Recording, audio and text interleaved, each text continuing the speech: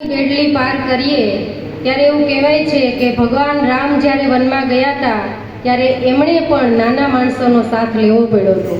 અહીંયા હું આવી એ પહેલાં મને મામાનો ફોન આવ્યો હતો કે બેટા અમે આ ઘર છે એ દુબળું છે અથવા તો ગરીબ ઘર છે, તો ગરીબ ઘરમાં આપણે એવી એટલી બધી મતલબ જે ફાળો કરીએ ન થઈ શકે કારણ કે માણસો પણ ઓછા છે.